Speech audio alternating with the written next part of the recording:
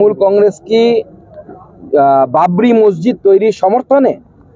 আজকে তো পুলিশের অ্যাক্টিভিটি দেখে আমাদের তাই মনে হয়েছে বাবরি মসজিদ তৈরিকে ইট বয়ে নেওয়ার জন্য পারলে তো পুলিশও মনে হয় মাথায় করে ইট নিয়ে যেত, যা অবস্থা আমরা দেখলাম।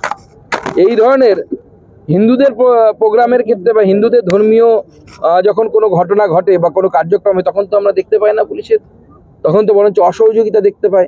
এখানে রাম পুজো করা যাবে না, আমি এখনই বলে দিচ্ছি। থানার আইসি চিৎকার করছে, বটগাছতলায় ভিডিও ঘুরে বেড়াচ্ছে সোশ্যাল মিডিয়ায়, এখন আপনারা পাবেন। এ তো অদ্ভুত ব্যাপার। হিন্দুরা কি দ্বিতীয় শ্রেণীর নাগরিক নাকি এখানে? আমার বক্তব্য, আপনি মসজিদ তৈরি করবেন 100 বার করুন, কেউ মানা করছে না।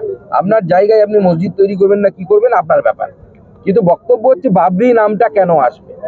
বাবর কি ভারতবর্ষের লোক ছিল? তাশখন থেকে এসেছিল। সে কাদেরকে মারেনি? হিন্দুদেরকেও মেরেছে, মুসলমানদেরকেও মেরেছে। তৎকালীন যারা ভারতবর্ষের মুসলমান ছিল, ইব্রাহিম লোদিকে মেরেছে। ইব্রাহিম লোদি কি হিন্দু ছিল? আজকে যারা বাবরকে সামনে রেখে, যারা এই ধরনের নামকে রেখে এই কাজ করছে, বাংলার মানুষ আশা করি তাদের সাথ দেবে না এবং বাংলার মানুষ সঠিক সময়ে সঠিক পদক্ষেপ নেবে।